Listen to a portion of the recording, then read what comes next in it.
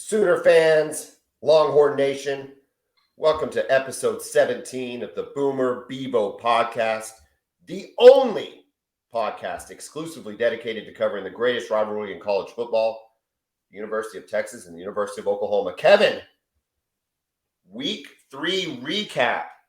Big win by your Longhorns at home. Some are going to look at the name on the jersey and say, well, you should have beat UTSA. I know better. I think our listeners know better. I'm excited to hear what your thoughts are on that game. Speaking of names on the jersey, I don't think anybody that played for Nebraska deserves to wear that name on the jersey because we steamrolled them. Kevin, we beat them so bad that Gus Johnson called it at halftime and said, I'm good. I don't really need to watch the rest of it. Yeah, feeling a little sick. You know, he could have toughed it out, but he's like, for what? Listen, if a professional like Gus Johnson says, I'm good, you know that game is over. And it was over, and we'll get into that. But first, let's talk about some action around the country. We had talked about some interesting games, and there were interesting games.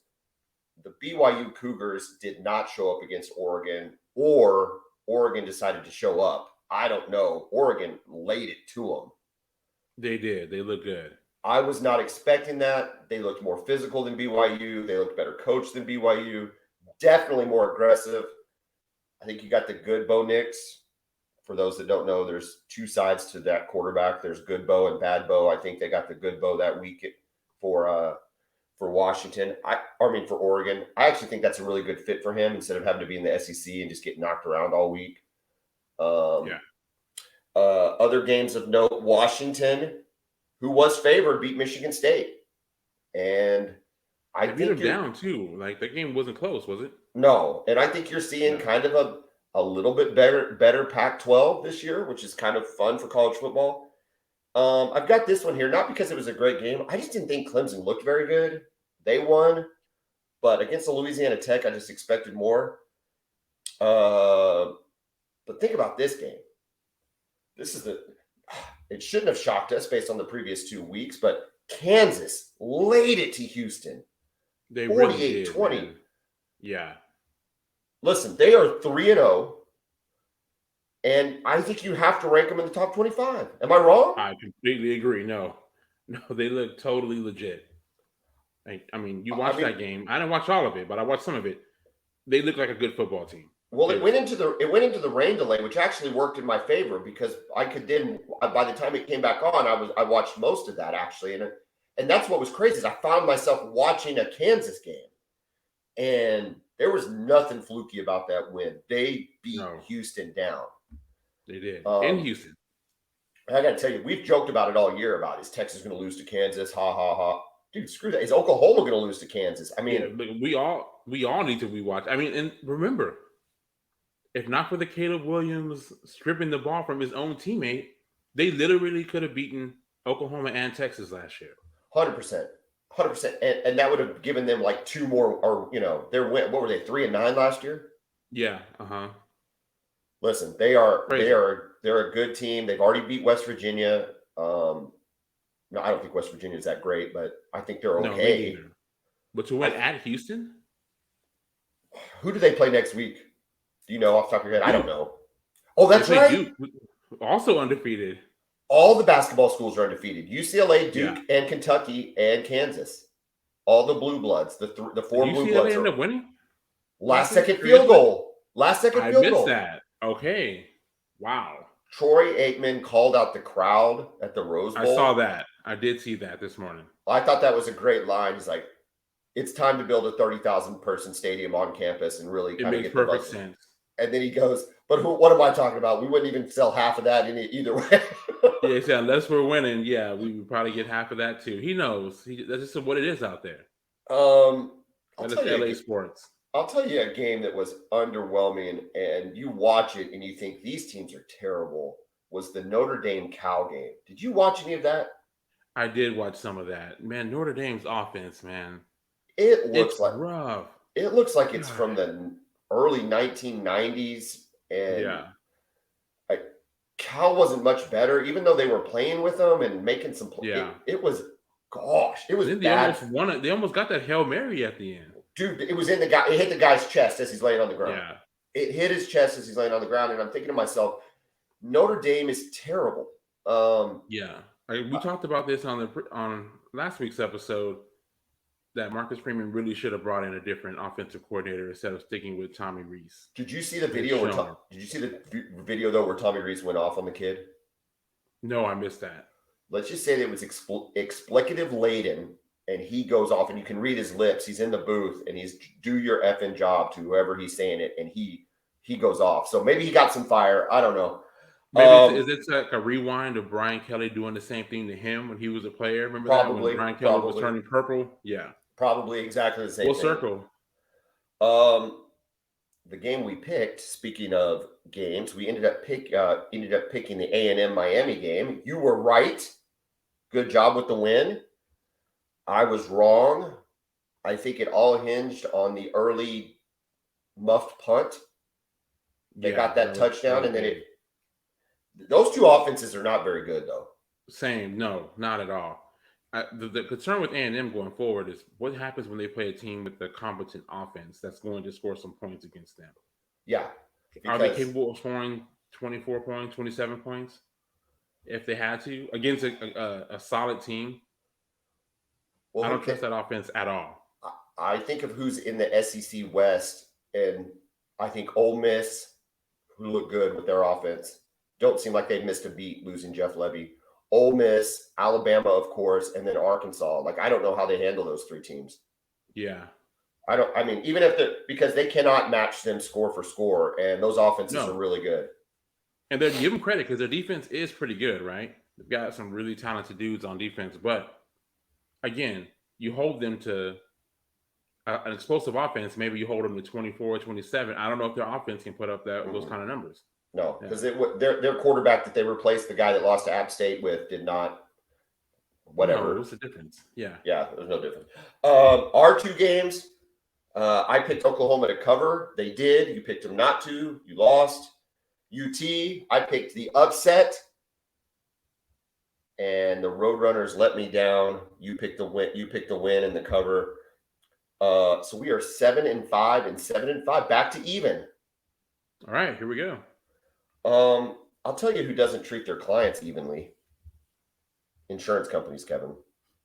Not at all. And that's why we are proud to be sponsored by the number one public insurance firm in the country, Brown O'Haver. Brown O'Haver represents clients who have had insurance losses and adjusts the claims for them, not the insurance company, to make sure they get paid their full and fair settlement. We consistently get our clients 30 to 40% more than they'd get on their own. Kevin works for Brown O'Haver. I work for Brown O'Haver. We've got a great team. And if you've had a loss or you know somebody that's had a loss, check us out on Facebook, or more importantly and easier, give us a call, 405-735-5510. Let us work for you, not the insurance company. Kevin, Oklahoma went to Lincoln. And I was nervous about the game early in the week, especially because we kind of did that pregame episode a little earlier in the week than we normally do. Very nervous. My confidence got bigger, but then as game time got back, I was back nervous again. I'm at the soccer fields. I'm listening to Toby Rowland, voice of the Sooners, and Nebraska marched right down the field on them. And I was like, here. I don't know if it's like PTSD from Lincoln Riley or Mike Stoops or whatever, but I was like, here we go again. Like, I did not feel good about it. It was so easy. I think they ran like 7 plays and 6 of them went for first downs. I mean, it was just, it was crazy. They just marched right down the field with no. Casey Thompson was living up to the billing that I had billed him since the beginning of the season as this ultra accurate passer with a great deep ball and good touch and athletic. Oklahoma had gone 3 and out. But then we talked about getting Dylan Gabriel involved in the run game. He only did it really once. I think he might have done it a couple times, but that 3rd and 6, not only was the touchdown important, but so was the pickup, because I think if they would have stopped him on that 3rd and 6, Nebraska fan would have lost their minds. They would have. The stadium would have exploded. Yeah. in the post game, the players were talking about how loud it was, saying it was a great atmosphere. I believe it. I've been there. That run was ginormous, and then we really never looked back. I thought our defense played incredibly well after that first drive. Stutzman had really a quiet day, but the bulk of the production came from the cheetah position. Kevin, you've heard of the cheetah position, right? I've heard of the cheetah position. I have. It's like all we've talked about this year is who's playing cheetah and cheetah this and cheetah that. I don't even know what it means. I know that I watched a breakdown, and I guess it's you take a linebacker and you actually move them into coverage where they can roam as far back as even the free safety position. They can be up in the line. You just never know where this position is going to be on the field. Also a common blitzer too. Right. Isaiah Simmons, basically, from Clemson. Yeah, and so it's hard to account for him on the offense, right? Because you don't know where he's at. And in this case, it's been Deshaun White. Deshaun White had a targeting call, a really bad hit. He had no business hitting him. It was a targeting call. Completely unnecessary, especially from a veteran guy. Yeah, he just you hate to say things like he knows better, but he knows better. He does. It was a bad hit. And then we roll up with Jaron Kanik, the true freshman out of Kansas, and we went from Teddy Lehman said this on the broadcast. We're going from the most experienced defender to the absolute least experienced defender, and all that kid did was lead the game in tackles. Yeah, he was all over the field. He was all over the field. Like 11 tackles, 1 for loss, a forced fumble on the first play out of the half. The kid played great. Deshaun White was playing great. He was the second leading tackler, and he got ejected in the first half.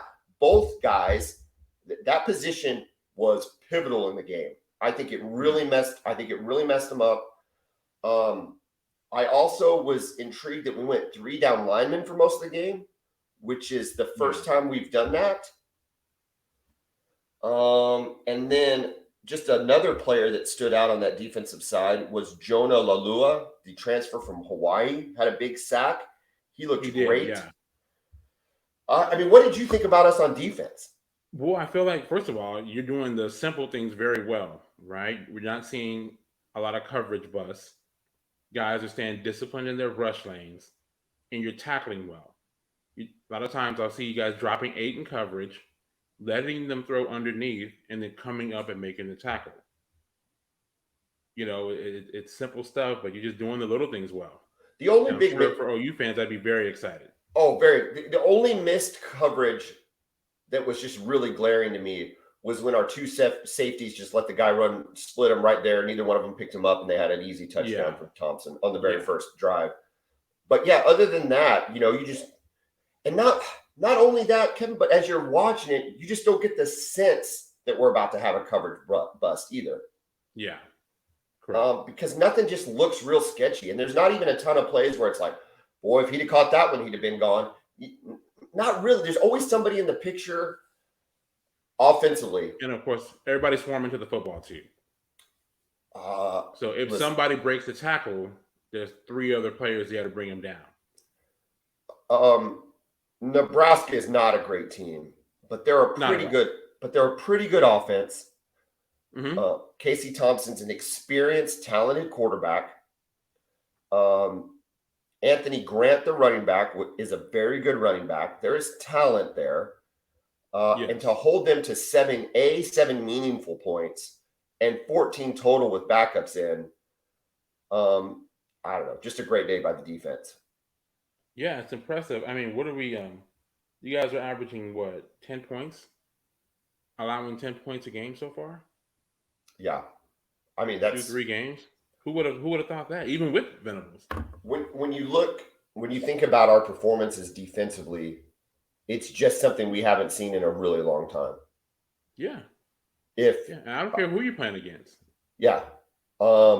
Because once we get control of the game, it's like our guys, it's like a dog with a bone. They just don't let go. And it's an aggressive, it's odd. It's an interesting deal because it's like an aggressive at the line defense, but a very conservative back end. Yeah. And it's like what you talked about. Give them those 5 yard. As long as we're swarming and all they're getting is a 4 or 5 yard gain, we'll take it because the next play could be a sack. And Yes. I mean, dude, I don't know, the sack game, play on the line. It's Billy Bowman had a quiet game, but that's okay. Again, that cheetah position was just fantastic. Offensively, Well, Bowman, though, I will say, had a really huge on that 4th down stop when they went for it. And he just got just enough on the running back to make him stumble. Yeah. Stop him short, and it was still a game then. Offensively,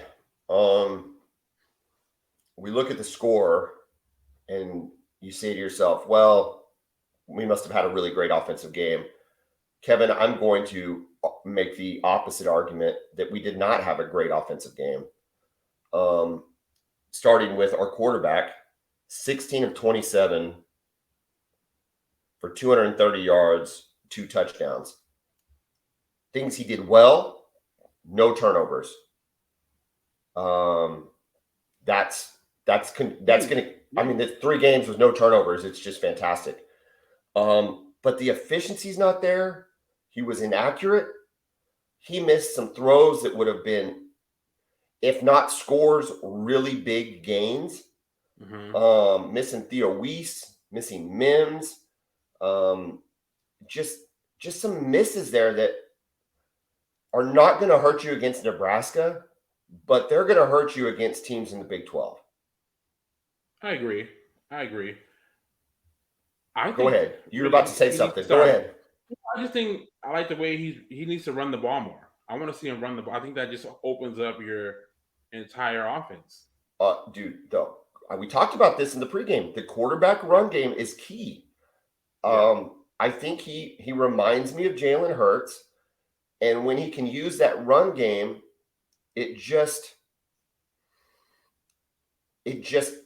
relieves pressure off the offensive line and the whole deal. Speaking of our run game, I want to give credit to Marcus Major. Great, his best game as a Sooner. 11 carries, 113 yards, and 2 touchdowns.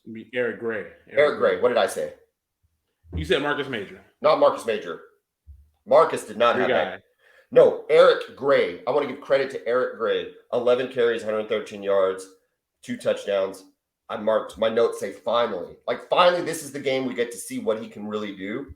Conversely, Marcus Major, I asked for this in the pregame. I got what I asked for. Thank you, Levy. Marcus Major actually had 1 more carry than Eric Gray. Yeah, 12 carries, right? But only 35 yards and a touchdown. I still think, though, even with the disparity in production, the defense having to face 2 different style backs really messes with them. Yeah. And so Lightning. Yeah, I like the balance, even though I think that we're still going to get some production from Marcus Major. And keep in mind, dude didn't play a lot in the second half. Neither did Eric Gray. I still think we're going to get that production. My big concerns still have to be with the accuracy. Yes, I know we put up 49 points, and I know we could have put more up. We pulled him by the middle of the 3rd quarter, but there were 11 incompletions. It's too many at Oklahoma. We've got to tighten that up and take better advantage of matchups that our receivers are going to create. Marvin Mims is going to create matchups. We got to take better advantage of them. Am I wrong? I agree. No, not at all. Not at all. But the good thing is, when have you had a game where a quarterback had a game like that and you still won by 35 points? Oh. So it's complimentary football, which is all you can ask for. It felt really good. It felt different because as an OU fan for so long, even games that you're supposed to win, Tulane last year, Nebraska last year, whatever the case may be, Texas Tech, almost every time we play them, it feels like even though you're supposed to win, and for the most part you do win, it's like you're hanging on for dear life at the end of the game. And this one is like over. Gus Johnson has called it. They're putting in the backup quarterback in the 3rd quarter. It's just this. It's a very odd sensation. I think BB is bringing it on defense. You know what's great watching him is they talked a lot about his sideline demeanor going into the season. That dude hasn't calmed down a bit on the sideline. He is coaching them up. He is, but no, he is not. He is not the same guy as he was at Clemson, though. He's Okay, coaching him up, but I mean, he's not having to be pulled back every play maybe off the sidelines. maybe not every play, but if you saw some of that sideline video where they scored that touchdown, he was in their face. I Like saw that. Yeah, he had him huddled up, and he is not the cool and collected CEO by any means. That dude is rolling his sleeves up, and he's in the middle of those players, and it's just nice to see. I don't know. I love the energy. I love the energy on the sideline. So many head coaches, they tend to switch up, right? When they become the head coach, they stop doing what made them a head coach in the first place. You don't want to see that. Of course you have to, you're responsible for the entire program, but no, you got to get in there and coach them up. That's why you're the head coach. Well, it's funny. I think I agree, dude. I agree completely. And I think one of the bigger examples of that was Lincoln Riley. I thought when he was a play caller under Bob Stoops, he was freer. He knew he could do whatever he wanted. He wasn't beholden to the defense, right? He just called plays, and it wasn't his job to worry about it. And then when he took over, it's like, well, I got to give the defense a rest. I got to do this. It's like, man, just go out and score the other team. I'm talking about college coaches that look like they're lost, though, and have totally a terrible sideline demeanor. Brian Kelly for LSU. Am I wrong about this? Does he look like he's lost? No, I mean, he looks miserable. It just, He doesn't look like he's having fun. He doesn't look like he's enjoying it. It doesn't seem like it's a good fit from the jump. And maybe, who knows, maybe it works out long term, but I don't know. I don't like the way it looks so far. If I'm an LSU fan, I'm a little concerned. I'm a little uneasy, at least. It was a good win against Mississippi State, but you're supposed to be Mississippi State. You're LSU. You're at home. I don't know. Brian Kelly's he's a weirdo. Okay. The only other point I'll make is special teams left a little bit to be desired. We've got to make field goals. So I know we only missed one. I want to see the field goals go in, not miss. That would make me feel better, especially as we get into conference play. Clearly a big win, 49-14. You'll take it. If somebody gave me 49-14, I would take it every single day, twice on Sunday. Yeah. Oh, don't misunderstand me. Yeah, go ahead. I want to touch on Nebraska for a second, man. I thought their lack of athleticism defensively was glaring. I mean, the ability for OU to get to the edge, and I know OU has elite athletes, right? But I mean, they're getting to the corner just easily. They're outside, their linebackers and safeties. Just a lack of speed there that was almost shocking when you think of Nebraska as a whole. Well, especially when you consider the kind of athletes that Oklahoma was getting to the edge. We're elite, but Eric Gray, Marcus Major, even those plays they ran with Stoops. Yeah, I'm not saying those guys are the fastest players ever. They're just good football players. But my God, they look like they were just running away from Nebraska. They're like Reggie Bush. Yeah, it was. I agree. No, I agree, and that's what alarms me more about our offense is that we didn't take better advantage of that. Again, we scored 49 points, but it could have been cleaner.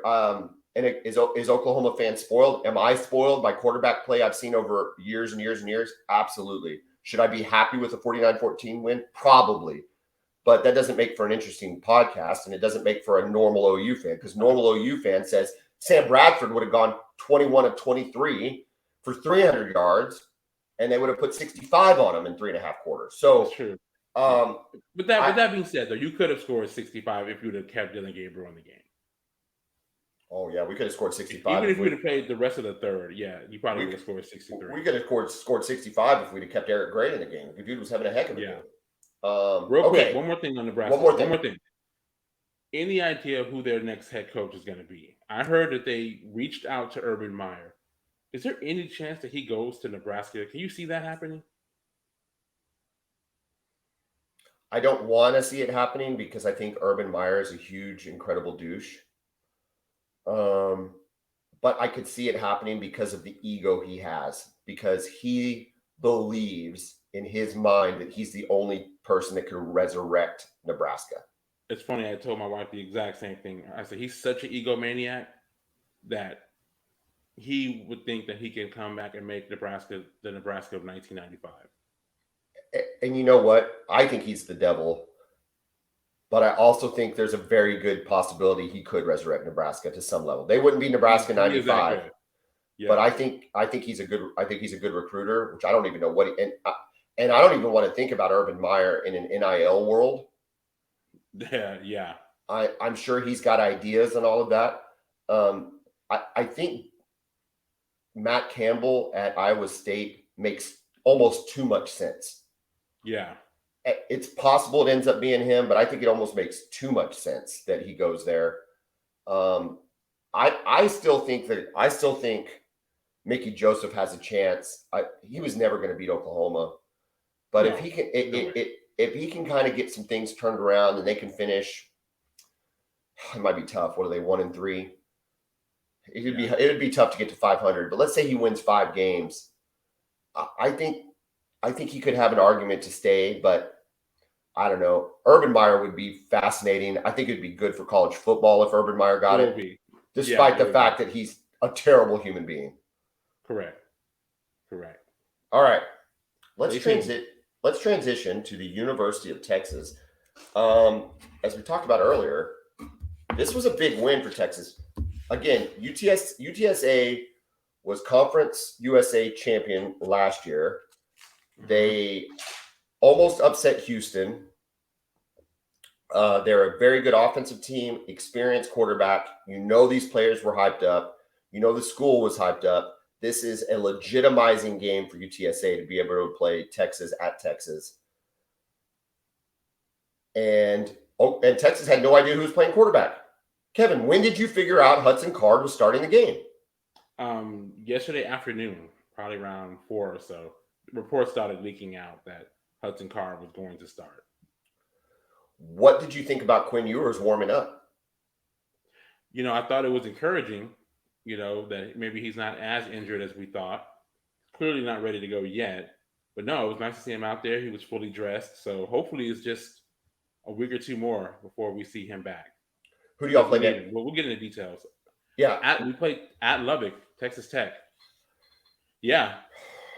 You might need him. Okay. My thought was I don't have the Longhorn Network, full disclosure. So I was getting my updates from Kevin, and then I went back and watched some stuff on the internet. But as I'm getting the updates and UTSA gets the early lead, I kind of felt like, Texas was taking their best shot, but then they poured it on. I remember texting you, is Bijan getting the carries he needs? Yeah. And you were at the time in the first half, you're like, well, he doesn't look like the same guy. Maybe he got beat up by Alabama a little bit. Dude, his stat line, 20 carries, 183 yards, 9.2 yards a carry, and 3 touchdowns. I don't care who's playing quarterback for Texas. You give the ball to Bijan Robinson, best running back in the country. I've said it since the summer. What did you think of his performance? Yeah, he's unbelievable, man. I just tell Texas fans, enjoy it this season, all right, before he goes off to the NFL. He really is a special player. I mean, just kind of willed the offense to victory. And like I said, he is not healthy. He's got tape all over his shoulders wrapped up. He got up a couple times grimacing after being tackled. But yeah, I mean, some of those runs he had, especially in the second half, is really what allowed them to separate from UTSA. And they showed a great effort, by the way. They came out firing. Go ahead. If he has games like this, which he's clearly capable, especially in the Big 12, if he has games like this, let's even say it against an Oklahoma or, Baylor, whatever the case may be, how legitimate of a Heisman candidate is he? It's hard to say, right? Because it seems like the Heisman has become a quarterback award. Mm-hmm. I think so. If Texas can get wins against some of those teams and he puts up, 180-yard type games, I think he's a legitimate candidate for sure. But again, like I always am wary about running backs. You know how it is now. It is. It used Derrick to be Henry, the last running back. Probably. It used to be a running back award. I think back to Steve Owens in '69 for Oklahoma. They went 6-6, and he won the Heisman as a running back. I mean, let that sink in. 6-6, and he wins the Heisman. Yeah. Bijan's really good. And now, tell us. We haven't talked a lot. Roschon Johnson, great change of pace back. He spelled him really well. What do you think of his performance, and how did it complement Bijan's? He's great. I mean, I think a lot of people think, I'm not arguing with them. They say Texas has one of the best running back rooms in the country because of what he can do as well. He was a quarterback in high school. Where did you go to high school? Port Neches Groves down in southeast Texas, near the Beaumont area. I just ask you those questions so you can show off, right?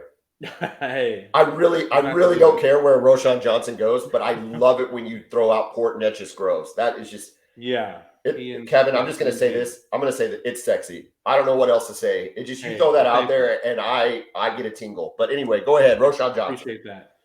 Yeah, was a quarterback recruited under Tom Herman.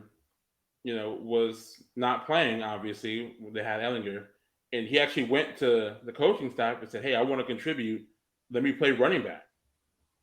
So yeah, as a redshirt freshman, he gets in, had a big run in that 2019 Red River Shootout. That was a Jalen Hurts game. Had a big run to kind of bring Texas back into the game. So yeah, and he's kind of he's a tough guy. He is the leader of the team. He's a senior. He is a senior. Yeah, he was a freshman in 19. So yeah, he's a senior now. He's the leader of the football team.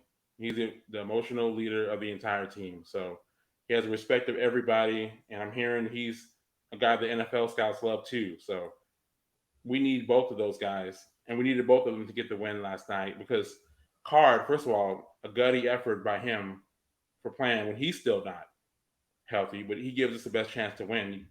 Charles Wright, he'll probably do some things, but he's not ready to play yet. Okay. But again, we couldn't get the ball downfield. I don't think he can push off his ankle enough to get the ball down the field. So we had to run the ball well. His stat line looked to me like what you can expect from a serviceable backup. Yeah. Like if you told me that Bevel was, that Gabriel was out the next game and you had to go with Bevel the whole game, and what would that stat line look like? It would look like what Hudson Card did last night. 15 of 23, 161 yards, 1 touchdown. But the key is no interceptions. If your backup can have no interceptions, keep you in the game, let your stars do the work, first of all, you'll beat teams like UTSA. But it will keep you in games in the Big 12. Because we don't know what's going to happen with Ewer's shoulder. He did look fine, as fine as the naked eye could see when he's just warming up. But you don't know if he's going to get that re-injured. We went through that with Sam Bradford, obviously, in 09. But if he can just not do stupid stuff, then you get to stay in the game and you get to give yourselves a chance. Defensively, though, your linebackers, much like our cheetah back, Jalen Ford. Where'd this guy come from? I haven't heard you mention Jalen Ford. Did I miss something? No, you did not miss anything. Okay. Like, he's always been a player that had some potential. Okay. The first game, he didn't. Real quick. Where'd he come from? High school? What high school did he play for? Frisco. Yes. All right, go ahead. He he wasn't on the stat sheet in the first game. He played the entire game and had no tackles, nothing.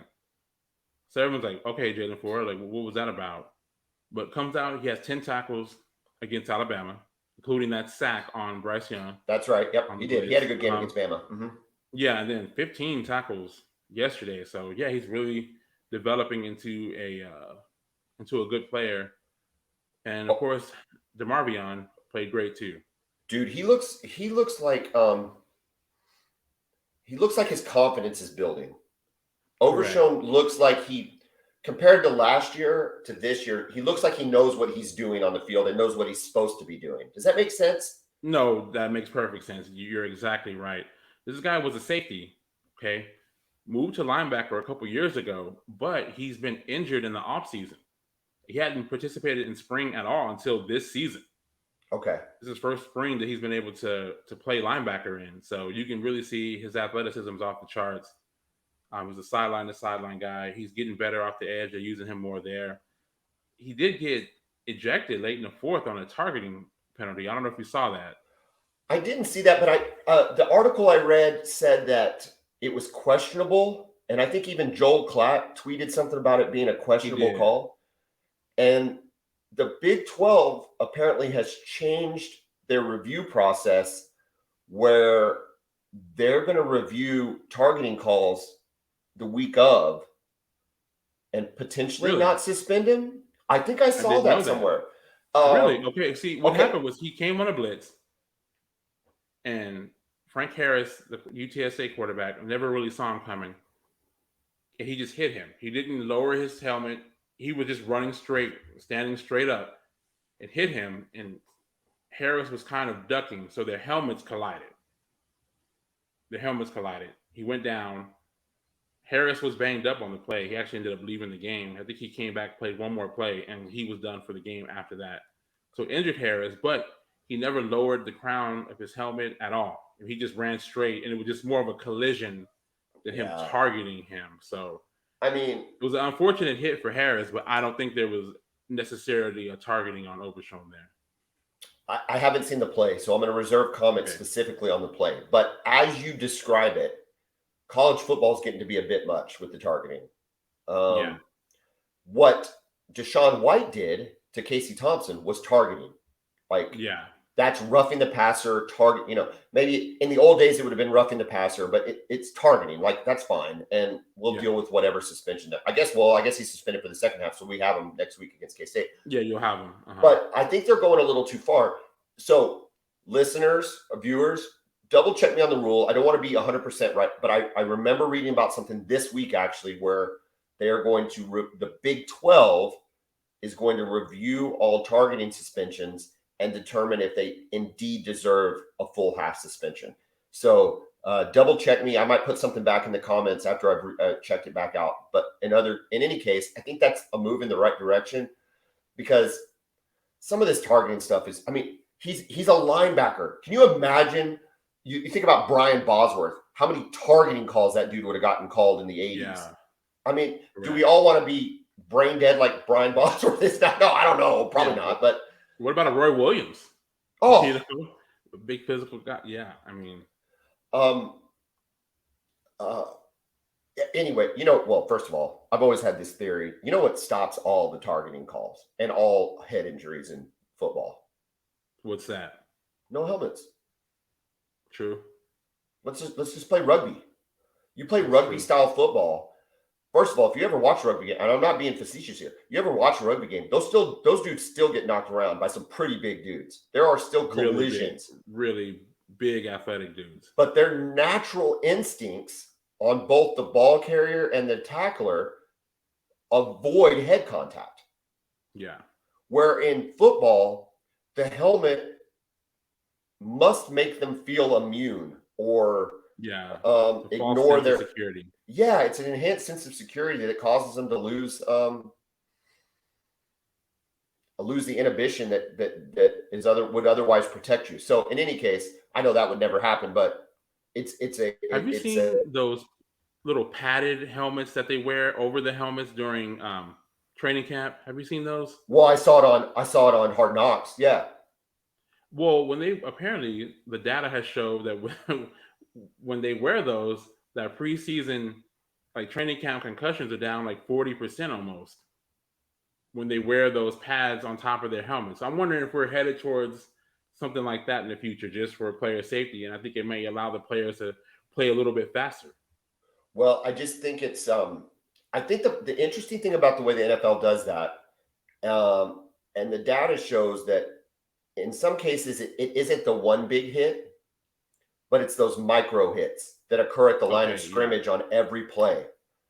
Yeah. And so I think that probably, and that's who's wearing them, right? Are the big guys in the trenches who are having to collide heads on every single play. Because they're like, hey, this is basically what these guys are experiencing is a car accident, every time they snap the ball. Yeah. But you remember back in the 90s, Dan Beebe for the Bills? Oh yeah. Remember he wore that. Was it Beebe or was it the one guy for the Bills? It was Beebe. It was Beebe? Well, somebody else might have worn it, but it was Beebe. Yeah. Beebe was the receiver, right? The white guy receiver. He totally wore it. Yeah. Okay. He wore the double helmet. For those that are watching or listening, it was basically another foam helmet that was the same color. It had bills, the lines all matched up and everything, but it was set on top of his helmet. I am surprised that didn't take off. I don't know. But, it looks like helmet technology has come a long way, though, too. Like the helmets these guys are wearing Look, today, the game is safer than it's ever been. I It think really so. is. All the more reason to let him hit people. Let Overshawn hit. Let Overshawn hit people. So free DeMarvion Overshawn. Free game. Kevin, I think this was a big win for you guys. Let me ask you this question. I'm gonna steal one from you. Does 2021 Texas win that game last night? Absolutely not. No, they completely fold. The doubt sets in, and they end up losing to UTSA at home. Yeah, no way. That team was just too mentally frail to overcome being down 10 points. I think you're looking at I think what you're seeing from Oklahoma and Texas on especially the defensive side of the ball is the greater consistency is creating a more consistent performance on the defensive side of the ball. So, I mean, y'all stayed in that Alabama game because your defense was so good. Correct. Y'all, you ran the ball yesterday and really, for lack of a better word, you shut down a pretty prolific offense. UTSA is no slouch. They have put points on the board last year and this year. No, and respect to Frank Harris because he was making some great plays. I mean, Texas was whipping their offensive line. They had several guys out with injuries.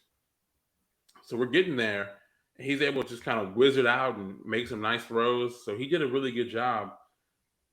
But yeah, who would have thought that through 3 games that OU would be allowing 10 points a game and Texas would be allowing 17 points a game, including a game against Alabama? Yeah, I think I think Sark knows that it's kind of like when you think about Alabama, right, as the and Georgia, but you think of Alabama as like your measuring stick. Yes, Alabama has, Nick Saban has morphed to more dynamic offenses over the last, I don't know, 8-9 years, right? Yeah, 8 years or so. Yeah. He's realized I have to get better at offense. We have to be able to put points up. All that's fine. But the backbone of those schools and the backbone of their success is defense. They know that if offense isn't clicking, they're going to still be able to knock people around. Mm-hmm. And Oklahoma specifically, in order to compete with that at the playoff level, we have to be able to hang in there defensively. Texas, in order to rebuild back their program, I think you got to do it defensively. If you try to do it offensively, I think we've seen that doesn't work. Yeah, it'll only get you so far. Well, it'll turn you into Texas Tech. Instead of 5-7, you'll go 7-5 every year. Texas Tech had a rough game against NC State, but I think they're a pretty decent team. I'm looking forward. No, it's just gonna be a challenge going to Lubbock. I think our pregame that we tape, both with K-State, which God bless, why'd they have to lose?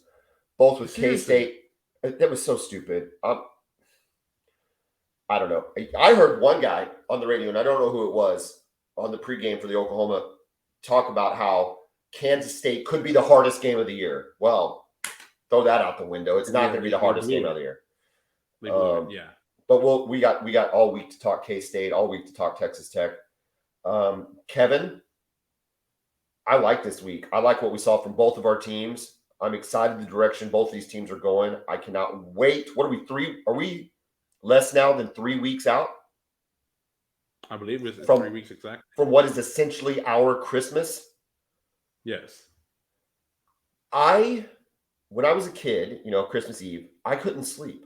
Like I could not sleep. Oh. Yeah. I feel that same way Friday night before the OU Texas game.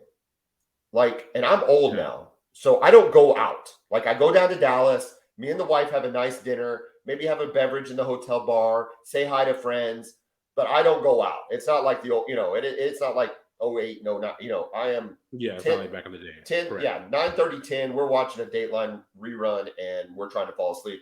And I can just lay there all night thinking, my God, I can't wait for tomorrow. And we're talking 3 weeks out. If Quinn Ewers is back, I know we're jumping ahead like 8 games, 3 games. I don't care. If Quinn Ewers is back, it is going to be a hell of a ball game. I cannot wait. Yeah, it's going to be fun. It is. Yeah. Kevin, where can they hear us? Anywhere you can find a podcast, you can hear us. Apple Podcasts, Google, Spotify. Just search Boomer Bevo Podcast and you will find us there. For those viewers on YouTube, for the Ref Army, I have called you out. Since I called you out, we've had 5 people subscribe. And to those 5 subscribers on YouTube, thank you so very much. It helps with us visibility and things of that nature. But as Brent Venables would say, it's not good enough. We're getting more listeners than 5 a week. Trust us. The numbers are really, really good, especially on the Podomatic page for KREF. But even on other platforms, we're getting those viewers. Go to the YouTube channel and subscribe, please. You do it for all the other stuff. When Rick Shields asks me to do something, I do it on his golf podcast. I know y'all do it on other podcasts. Get on there and subscribe. Kevin and I need new shirts. We only have 3 weeks until we meet in the Cotton Bowl, and I need to be wearing new swag. Kevin, are you fired up? I'm fired up, man. Let's all go. right. Boomer. Hook 'em.